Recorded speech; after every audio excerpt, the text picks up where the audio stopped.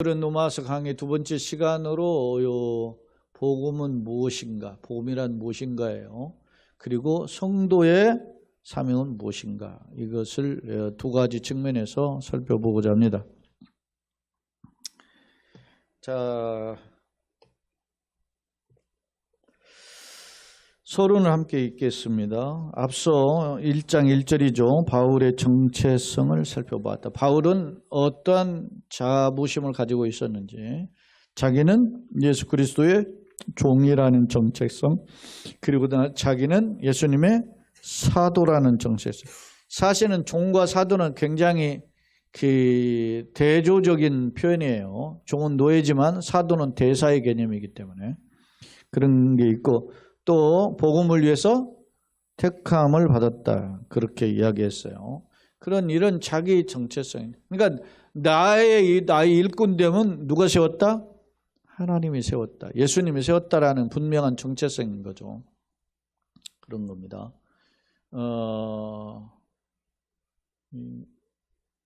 예전에도 제가 그런 이야기를 했지만, 집사님입니까? 여러분, 나 얼마 되지도 않으니 뭐 집사라고, 그냥 그런 마인드를 갖고 살면 불행한 거예요. 내가 집사인데, 내가 나에게 이런 사명을 주었는데 너무 소중하게 여기는 그런 마음이 필요해요. 그게 바울의 정체성 속에서 발견할 수 있었다는 거예요. 주목할 점은 바울이 일면식, 지금 얼굴 한번 본 적도 없는 로마의 성도들에게 자신은 예수 그리스도의 종이고 사도로 부르심을 받았으며 복음을 위하여 택정을 받았으면 당당히 고백한다는 점이다. 이런 정체성을 가지고 있었어요. 특히 자신은 복음의 일꾼, 복음의 파수꾼임을 강조하고 있는데, 그렇다면 도대체 복음이 뭔데? 복음이란 무엇인가에 대한 설명을 오늘 본문에서 살펴보고자 합니다. 자, 복음이란 무엇인가, 그리고 복음과 예수님과의 관계, 그리고 복음과 우리 각 개개인의 성도와의 관계는 어떤 관계인지를 오늘 제목 복음이란 무엇인가와 성도의 사명에 대해서 살펴보고자 합니다. 자, 성경으로 와서 한번 살펴봅시다.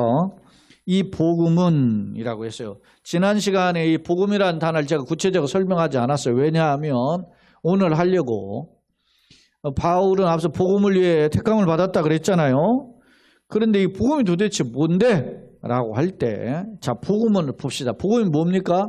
라고 말할 때 글자 그대로 복된 소식이죠. 한자로 표현하면, 영어로 표현하면 굿뉴스죠. 좋은 소식이죠. 헬라어로 표현하면 유앙겔리온이에요. 유앙겔리온이 굿뉴스 같은 의미죠. 그럼 새로운 좋은 소식이 뭐냐는 거예요. 자, 봅시다. 복음에 대해서 우리가 한번 분석을 해보자는 겁니다. 자, 첫째, 복음은 하나님이 선지자들을 통해서 그 아들에 관하여 성경에 미리 약속하신 게 뭐라고? 복음이에요. 자, 복음의 정의예요, 이게 2절이. 그러니까 복음이란 뭡니까? 유앙겔리온입니다. 복음이란 굿뉴스입니다. 복음이란 복된 소식입니다. 이런 정도는 뭐다? 사전적 해석이고 초등학생적 해석이란 말입니다. 에? 복음은 뭐냐고 2절을 그 이야기에 대해 다 한번 이야기합시다. 복음은 뭐예요? 하나님이 선지자들을 통해서 누구에 대해서? 아들에 대해서 미리 약속한 거예요. 이게 복음이에요. 아시겠습니까? 복음의 정의입니다. 복음이 뭐라고요? 하나님은 여기서 누구예요?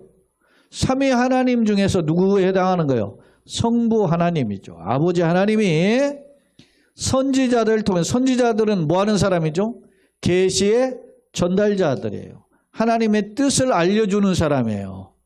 선지자라는 것은 메신저라는 말이야. 메시지를 대신 전달하는 메신저라는 거죠. 그러니까 우리는 요즘 메신저들을 많이 사용하죠. 개인의 어떤 걸 위해서 할 때 문자도 쓰고 카카오톡도 쓰고 뭐 SNS도 사용하고 그러잖아요. 뭐 유튜브도 쓰기도 하고 뭐 인스타그램도 하고 뭐 자기의 어떤 것들을 전달하는 수단으로서의 이 메신저들을 활용하잖아요.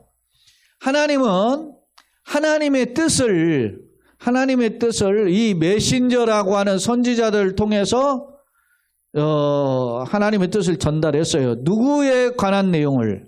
아들에 관한 내용을 미리 선지자를 통해서 다 우리에게 알려줬어요.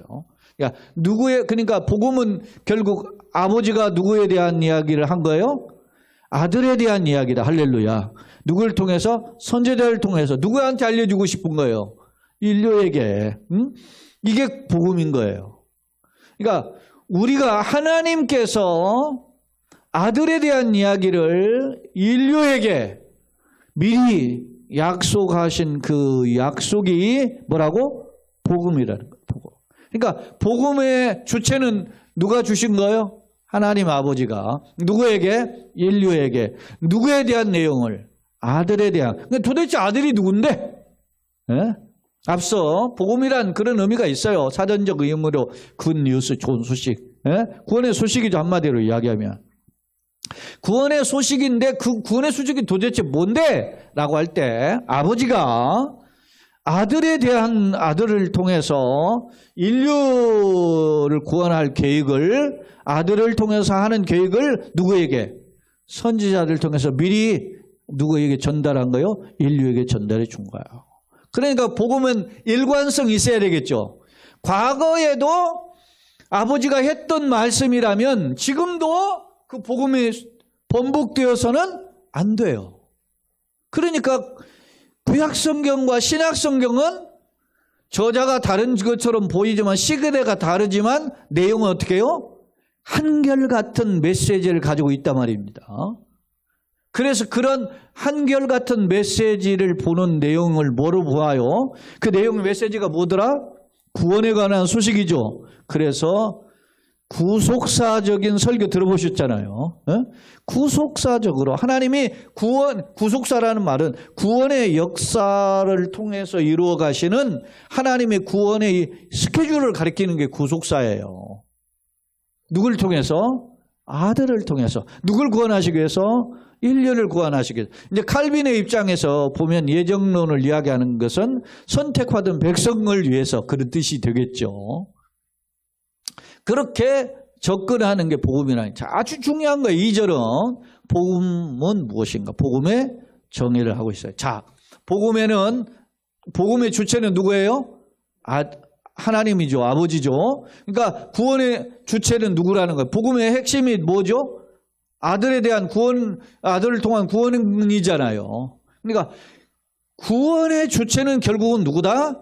하나님 아버지시다. 근데 구원의 핵심은 누구다? 아들이다. 누구에게 이걸 알려주고자 하는 것이다? 인류에게 알려주고자. 이제 하나님의 이제 예정론적인 측면에서 누구의 택함받은 백성들이겠죠. 그런 표현입니다. 자, 3절. 그럼 그 아들이 누군데? 아들에 대한 이야기를 과거에 선지자들 통해서 미리 약속했단 말을 했잖아요. 그럼 아들은 도대체 어떤 분이어야 되느냐? 아들. 그러니까 구세주라고 하는 아들은 하나님의 독생자를 가리키는데요. 이 독생자라고 하는 아들은 딱 두 가지 조건이 있어야 돼요. 이게 우리 흔히 수학에서 필요 충분 조건이 있잖아요. 그런 구원의 필요 충분 조건이 아들이란데 아들은 이 두 가지를 가지고 있어야 돼요. 필요 충분 조건이 뭐냐 봅시다. 자, 그 아들에 관하여 말하면은 뭐냐? 첫째, 육신으로는 다윗의 혈통으로 나셨다. 하나님이 육체적으로 하나님의 메시아를 보내는데 누구의 혈통을 통해 온다는 얘기했어요? 다윗의 혈통입니다. 지금도 유대주의자들은 메시아닉 주를 소위 이야기하는 기독교인들을 가리켜서 이단으로 정죄하죠. 왜? 유대인들의 생각에는 예수님이 인간이잖아요. 우리의 구세주는 인간이 될 수 없다라는 개념을 가지고 있어요. 잘못된 거죠. 이 성경이 분명히 하죠. 누구의 혈통을 타고 오요? 다윗의 혈통. 그럼 인간으로 온다는 거 아닙니까? 근데 그 다윗의 혈통이라는 개념이 중요해요. 근데 유대인들은 지금도 별이 그려져 있죠. 그게 무슨 별이에요? 다윗별. 다윗과 같이 빛나는 별이라고만 생각하는 거예요. 영광의 주인공으로만 생각하지 우리 인간의 몸으로 오신다라는 개념을 놓친 거죠.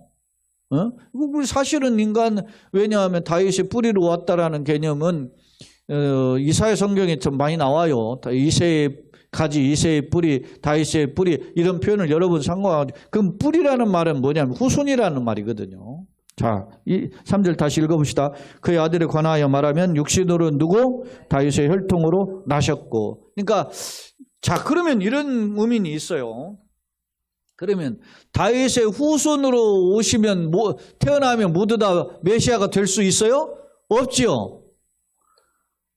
육체 혈통 조건에서 유대인들 중에 그 중에 누구로? 다윗의 혈통, 유대 지파 중에서 이스라엘 민족 있죠. 이스라엘 민족 12지파가 있죠. 그 12지파 중에 유대 지파가 있죠.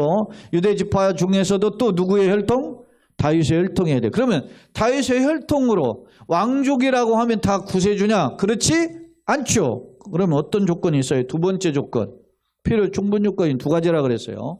첫 번째는 육체적 조건인데 그 육체적 조건은 다윗의 혈통을 가져야 된다. 두 번째 조건 성결의 영. 이 성결의 영은 성령으로 번역을 해요. 그냥 거룩의 영이라는 말이죠. 한마디로.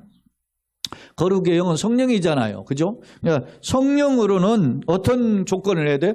죽은 자들 가운데서 부활하신 분이다. 자, 죽은 자 가운데 부활하신 분이 다윗의 혈통 중에 누구냐는 거예요. 그분은 자 누구냐? 죽은 자들 가운데 부활하신 분은 예수님밖에 없죠. 근데 예수님이 다윗의 혈통이죠.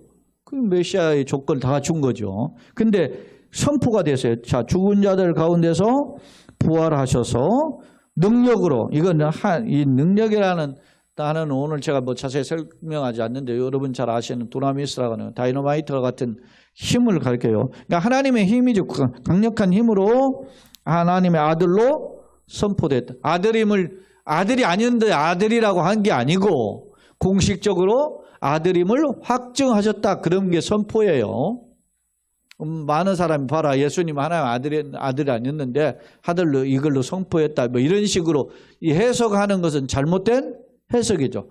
공식적으로 확증하셨다는 것입니다. 자, 무슨 조건? 성령으로. 자, 생각해 보세요. 죽었는데 다시 살은 경우가 있나요? 없죠. 근데 예수님의 경우는 죽은 자 가운데 다시 살아나셨다. 죽은 자라는 십자가 그리고 부활. 그리고 기독교의 핵심 교리가 십자가와 부활이잖아요. 기독교는 많은 사람들이 생각하기를 십자가로만 생각해요. 그거는 기독교를 완벽하게 대변하는 표현이 아니에요. 십자가는. 십자가가 완벽하게 대변을 하려면 뭐가 있어야 돼요? 부활이 있어야 돼요. 십자가는 죽음을 이야기해요. 무슨 죽음입니까? 죄값을 치른 죽음이라는 거예요. 사람은 뭐요? 다 한 번 죽는 것을 사람에게 정한 것이죠. 모두 다 죽어요. 왜? 죄의 삭은 사망이기 때문에. 그런데 부활이 없다면 기독교인처럼 불쌍한 사람이 없죠. 근데 예수님이 뭐 하셨어요? 부활의 첫 열매가 되셨어요. 그러니까 자, 메시아의 조건은 육체적으로는 다윗의 혈통이다. 성령, 영적 조건은 죽었다가 부활하신 분이다. 그리고 그 죽었다가 부활하신 분이 누구로? 하나님의 아들로 선포, 공식 확증된 분이다. 그런 거예요. 그런데 그분이 누구더라? 곧 뭐라고 했어요? 자, 성결의 죽은 자들 가운데 부활하사 능력으로 하나님의 아들로서 뭐요? 선포되었으니 곧 누구요? 우리 주 예수 그리스도. 이게 초대교회 고백이에요. 이게 우리 주 예수 그리스도. 익투스라는 단어가 헬라어로 물고기죠. 그죠? 물고기인데 익투스가 우리는 영어로 예수님은 예수를 지저스라고 하죠. 헬라어로는 예수님을 이예수라고 불러요. 이예수. 길게 들이면 이예수예요. 근데 우리는 예수 그렇게 하죠. 그러니까 헬라어로 예수님의 첫 번째 스타일이에요. 영어는 제이죠. 헬라어로는 아이 발음이 나는 그 헬라어는 이오타라고 하거든요. 이오타예요. 그래서 아이 우리가 영어로 보면 아이처럼 보이죠. 아이. 예? 그러니까 예수는 익투스가 익이 아이로부터 시작하잖아요. 익이면은 키읔 발음이잖아요. 키읔. 키읔 발음이 키는 크리스토스의 약자예요. 익할 때 이는 예수고 받침의 익이 크리스토스의 약자라는 예수 그리스도는 익투죠. 투는 떼오스예요. 떼오스. 우는 휘오스 그런 거예요. 떼오스는 하나님이죠. 휘오스는 아들이에요. 자, 예수 그리스도는 하나님의 아들. 스잖아요. 소테르라고 하는 구원자, 세이버라고 하는 구원자를 가리키는 단위. 그래서 이 5 단어가 모아진 단어의 첫 단어가 뭐예요? 첫 단어를 첫 스펠을 모아가지고 한 게 뭐라고? 익투스예요. 익투스는 초대교회 신앙 고백이에요. 자, 그 고백이 뭐예요? 예수는 그리스도시요 하나님의 아들이신 구세주입니다. 자, 다시 우리가 봅시다. 3절, 4절. 곧 우리 주 예수 그리스도라. 같은 고백을 한 거죠. 요약해 주고 있어요. 예수는 그러니까 하나님의 아들은 누구다? 하나님의 아들은 육체적으로 다윗의 혈통이다. 하나님의 아들은 구세주인데 그분은 누구다? 성령으로는 죽었다가 부활하신 분이고 하나님 아들로 인정된 선포된 분인데 그분은 우리가 보니까 우리의 주인이시고 주인이신 예수님 예수 그리스도 예수님이시고 그는 그리스도시다 이라는 거예요. 자, 그로 말미암아 그는 이제 예수님이죠. 5절 우리의 구세주인 예수 그리스도로 말미암아 우리가 어떻게 했어요? 우리는 지금 바울이나 편지를 받는 누구요? 로마의 교인들이죠. 우리가 뭐가 됐어요? 은혜와 사도의 직분을 받았다 그랬어요. 은혜를 받았고 사도의 직분을 하나님 일꾼으로 부르심을 받은 거죠. 바울은 누가 나를 세웠다 그래요? 예수님이 자기를 사도로 세웠다 그래요. 그래서 바울이 예수 그리스도로 말미암아 사도된 바울은 그런 편지를 하잖아요. 그죠? 그게 자기의 정체성이라니까. 바울이 강력한 자기 정체성. 이게 중요해요. 신앙생활은 이게 없으면 무너지는 거예요. 다. 나를 누가 예수 믿게 했어요? 하나님이 나를 부르셔서 예수 믿게 할렐루야. 나를 하나님 목사를 세웠어요. 하나님이 나를 집사를 세웠어요. 하나님이 나를 일꾼 세웠어요. 할렐루야. 이런 거죠. 하나님 나에게 이런 교회 일을 맡겨주신 거예요. 그런 것에 대한 분명한 정체성이 필요한 거죠.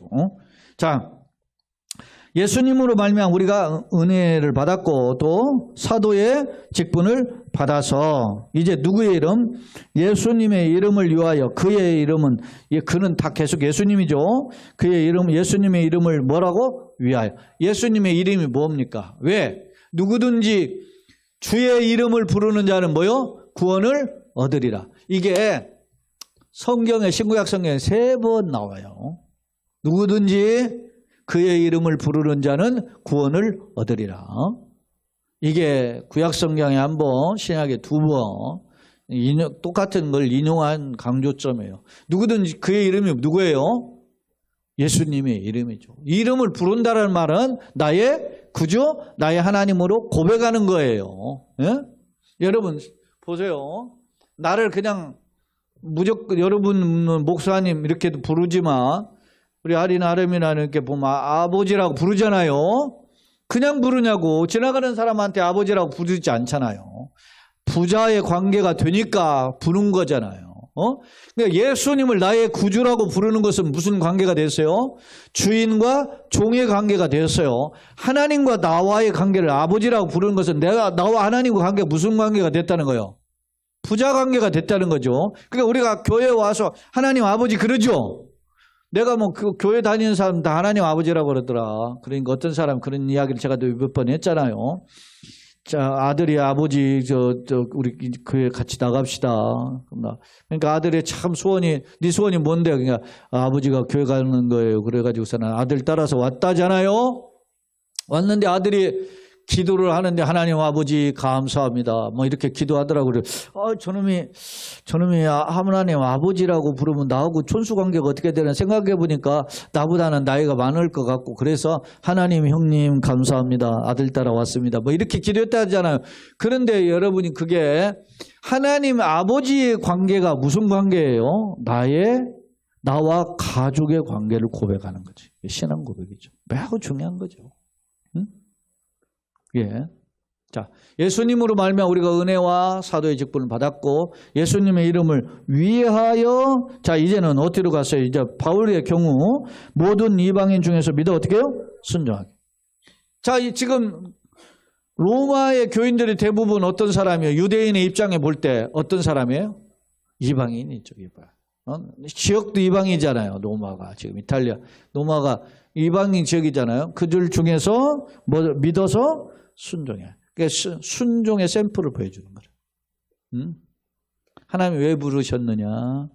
하나님의 이름을 위하여, 예수님의 이름을 위하여 모든 이방인 중에서 믿고 또 순종하게 하셨다. 엄청난 거죠 이게. 오늘 2절로 7절은 짧은 구절이지만 굉장히 중요한 내용이 담축되어 있어요. 그래서 오늘 제목을 복음이란 무엇인가 간략하게 이야기하자면 복음의 정의와 동시에 뭐라고요? 성도의 사명이 들어가 있는 거예요. 왜 내가 예수를 믿어야 돼? 어떤 길을 걸어야 되는지. 바울은 자기의 사명이 뭐라고 했어요? 사도로 부르심을 받았다. 성도들도 이런 이방인 중에서 믿어 순종하게 해서 주님의 이름을 위한 삶을 살라고 부르심을 받았다. 할렐루야. 이걸 지금 이야기하는 거예요. 지금 바울이. 자, 6절 너희도 그들 중에서 이제 그들 중에서는 누구예요? 이방인 중에서죠. 이방인은 이스라엘이 입장에서 볼 때는 뭐죠? 돼지죠. 짐승과 같은 존재예요. 그들 중에서 예수 그리스도의 뭐요? 것으로. 여기가 언더라인의 예수 그리스도의 것. 예? 이 예수 그리스도의 것이라고 하는 표현은 다른 말로 하면 뭐라고요? 크리스천이에요. 크리스천. 그리스도인이라면 그리스도인. 예? 그러니까 크리스찬이라는 본래의 뜻이 무슨 뜻이라고요? 그리스도의 것이라는 거예요. 그리스도의 소유물이란 말입니다. 나는 크리스찬입니다. 나는 그리스도입니다. 그리스도인은 헬라말을 가차한 것이고 크리스찬은 영어죠. 똑같은 거 아닙니까? 내가 그리스도인입니까? 나는 크리스찬입니다. 라는 말은 나는 뭐라는 말이에요? 나는 그리스도의 것입니다. 에? 나는 그리스도의 뭐라고? 소유물이란 말이었어요. 그게 엄청난 고백이에요. 자, 다시 한번 봅시다. 너희도 지금 로마의 교인들을 향해서 말하는 거예요. 너희 로마의 교인들도 그들 중에서 예수 그리스도의 뭐라고? 너 이방인 중에서 이제 예수 그리스도의 것으로 뭐라고? 부르심을 받은 자니라. 확인해주고 있어요. 나는 누구고 너희는 누구다라고 하는 자기의 정체성과 사명을 분명히 각인시켜줘요. 그리고 7절. 자, 로마에서 무슨 하나님의 사랑하심을 받고, 자, 이게 매우 중요해요.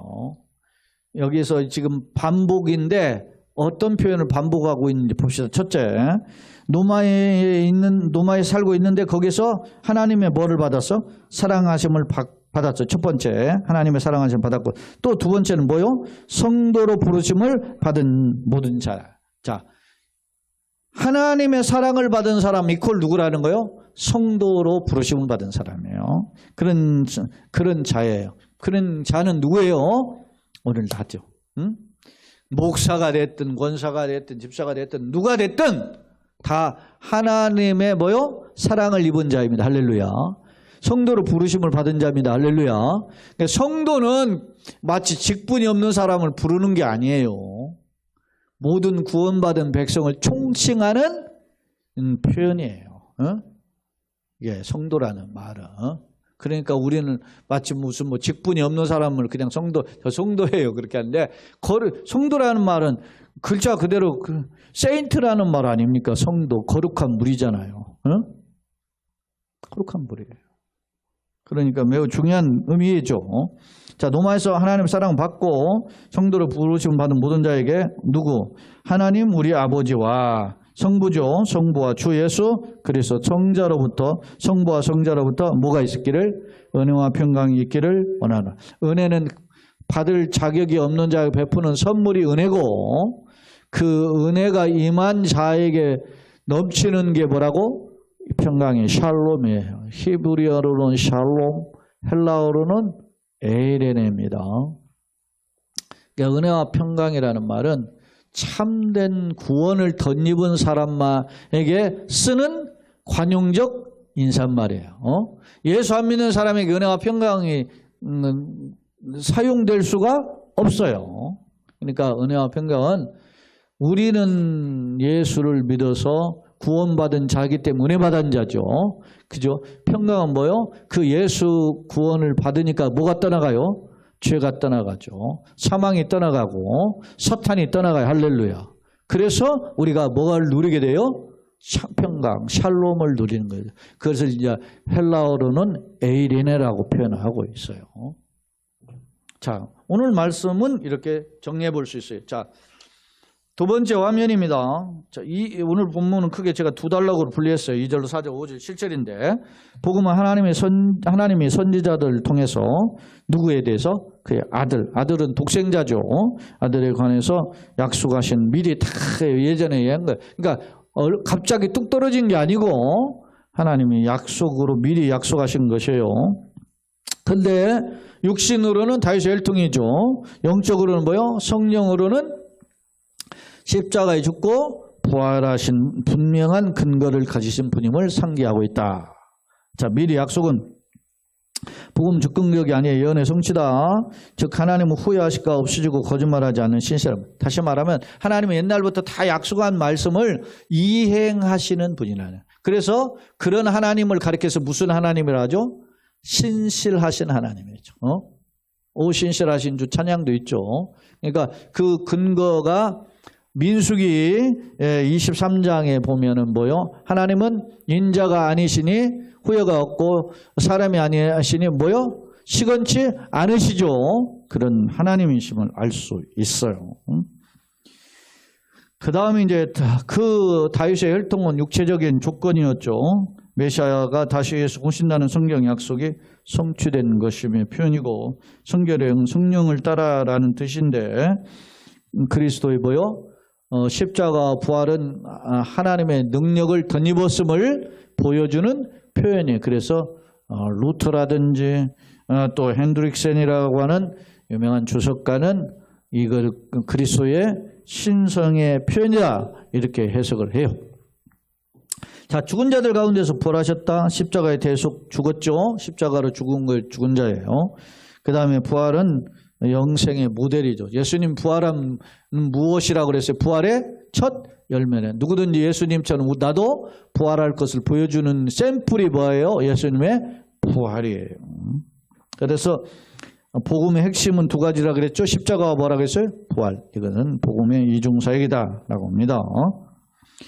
자, 우리 주 예수 그리스도는 초대교회 신앙 고백과 익투스와 같다라는 표현을 했어요. 5절로 7절 바울 자신과 성도들은 예수 그리스도의 부름을 받아서 사도와 일꾼이 되었음을 증거하는데요.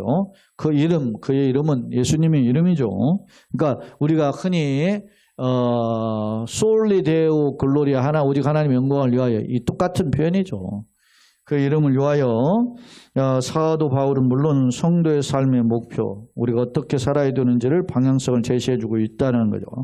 즉 우리가 예수 그리스도를 통해서 하나님의 자녀가 되면 그리스도의 명예와 영광을 드러내는 삶이다. 이같이 너희 빛을 사람에게 비춰 너희 행실을 보고 하늘에 계신 하나님께 영광을 돌리게 하라죠. 너희는 세상의 소금이고 빛이라 그러잖아요. 빛의 사자죠. 그런 똑같아요 이게. 자, 믿어 순종하게는 믿음과 순종은 동전의 양면과 같다. 불과 분성을 강조한 표현이다. 그럽니다. 세 번째입니다. 자, 오늘은 크게 두 가지 주제, 하나는 복음이란 무엇인가와 그리고 복음을 받은 성도의 사명은 뭔가 그거죠. 자, 첫째, 복음 뭐죠? 복음의 정의. 생명에 대한 하나님의 약속인데 복음이란 앞서 이야기했죠. 2절에 썼죠. 복음은 뭐요? 하나님께서 어떻게 해요? 그의 아들에 대하여 선지자로 미리 약속하신 거죠. 그 복음은 결국 누구죠? 예수 그리스도로, 예수 그리스도. 그러니까 복음을 탕제로 다리면 예수님이죠. 예수님을 탕제로 다리니까 예수님의 두 가지 사역이죠. 십자가와 부활이라는 것을. 그게 복음이에요, 다. 예수님이 그렇게 하신 십자가 부활은 결국 우리에게 뭘 주시기 위한 거죠? 부활, 영생이라는 거. 영생은 결국 구원, 천국, 또 같은 말이 다. 이게 다 같은 말이에요. 자, 중심 내용은, 그러니까 복음의 핵심은 뭐죠? 예수님이죠. 그리스도가 중심이고, 그는 누구예요? 다윗의 자손이고, 인간의 혈을 지고 십자가에 죽고 부활하신 분이다. 성령으로는 그런 뜻이죠. 그럼 복음과 성도의 관계는 뭐예요? 성도는 그 복음을 누리고 은혜로 복음을 누리는 주인공이 된 거죠. 복음의 주인공들인 거예요. 성도는 주인공이 되었다. 그래서 우리를 가리켜서 뭘 하는 하나님의 사랑하심을 입은 자라고 했잖아요. 로마에 있는 하나님의 사랑하심을 입은 자라고 하잖아요. 성도라고 부르잖아요. 이게 다 복음과 관계된 표현인 거예요. 자, 성도, 그러면 성도는 어떻게 살아야 되나? 바울과 성도는 은혜로 구원받았고, 바울의 경우 사도의 직분 받았고, 성도 역시 예수 그리스도의 그리스도인이라 말했죠. 그리스도의 것으로 부르심을 받은 자다. 그러면 어떻게 되냐? 함께 읽어봅시다. 현대사회는 외형만을 중요시하다가 정작 영혼의 갈증으로 고통당하는 시대이다. 따라 성도는 구원의 약속을 붙잡고 세상을 향해 생명을 전하는 자로 살아야 한다. 그러니까 내가 생명을 소유했고 다른 사람들은 지금 다 뭐하고 있어요 지금? 우리가 예를 들어서 이야기해 봅시다. 나는 배 타고 있어요. 그 배를 무슨 배라고 하죠? 구원의 배죠. 그래서 뭐라고 불러요? 구원의 방주라고 이야기하잖아요. 구원의 방주에 타고 있는데 다른 사람 지금 다 어디에 있어요 지금? 물에 빠져가지고 허죽거리고 있죠. 그러니까 우리가 방주에 올라타라고 손을 내미는 것이 뭐라고? 전도예요. 복음이라는 거예요. 복음.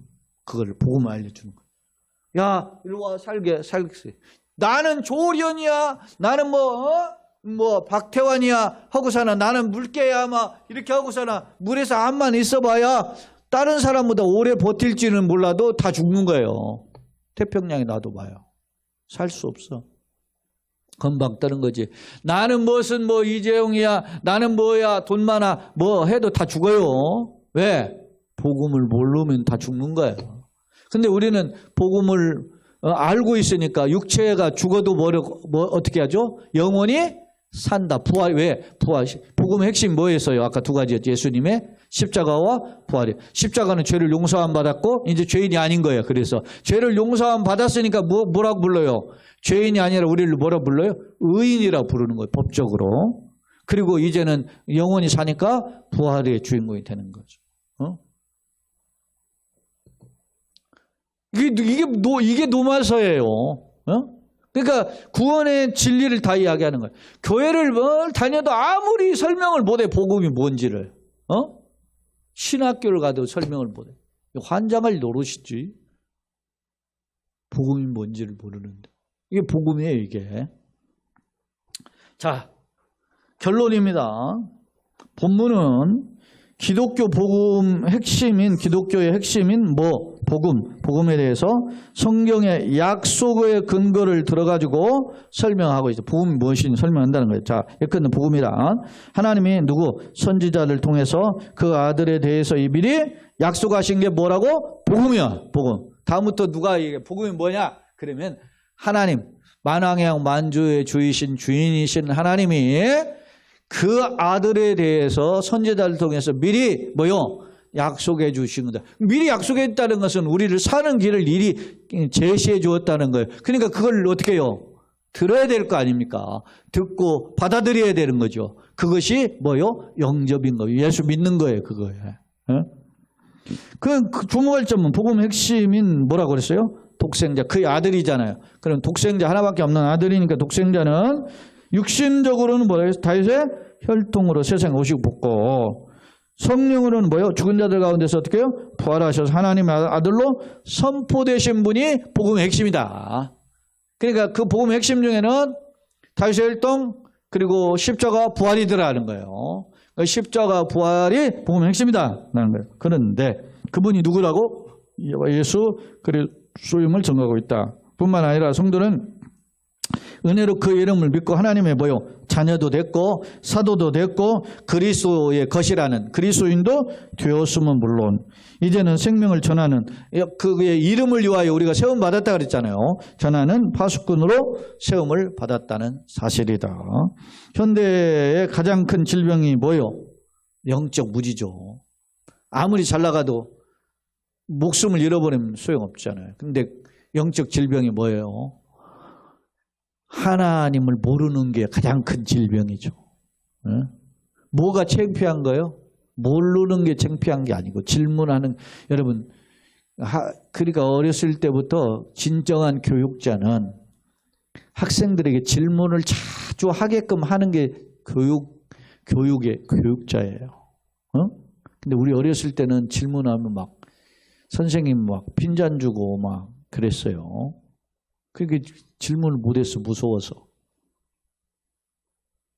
그 교육의 진정한 모습을 보여줘. 너무 권위적이어가지고.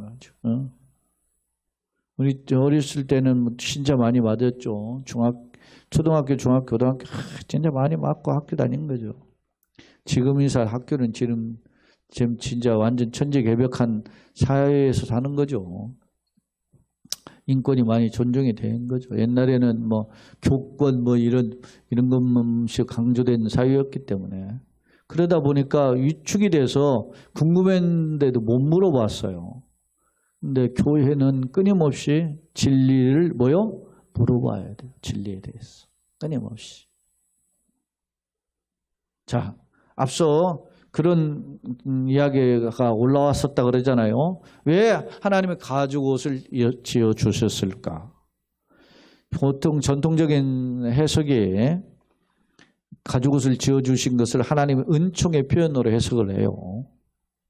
근데 칼빈은 이를 뭘로 해석하냐면 가죽옷을 지어 줄 때는 무엇이 가죽이라는 말은 동물이 하나가 희생됐다는 거잖아요.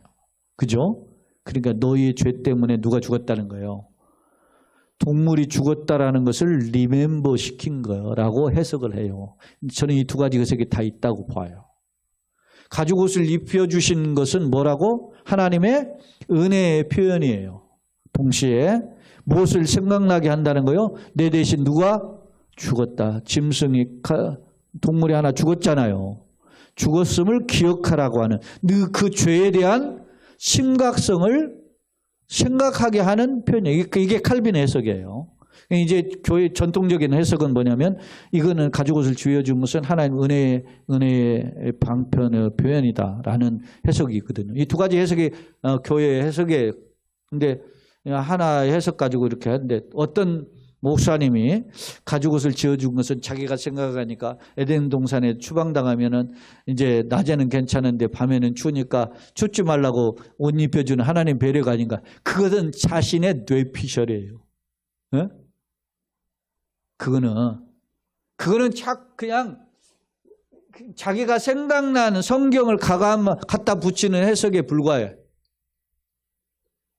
왜냐? 그 당시에는 봄, 여름, 가을, 겨울 소위 말하면 사시사철이 없었어요.